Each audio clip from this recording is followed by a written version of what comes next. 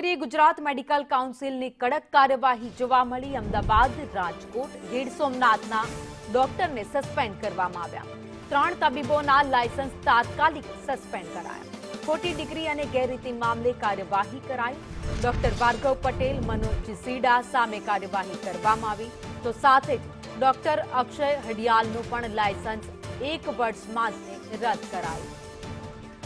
વધુ અપડેટ સાથે સંવાદદાતા દિવ્યા ચૌહાણ અમારી સાથે જોડાઈ ગયા છે। દિવ્યા, કડક કાર્યવાહી કરવામાં આવી ને 3 ડોક્ટરના લાયસન્સ તાત્કાલિક રદ કરાયા।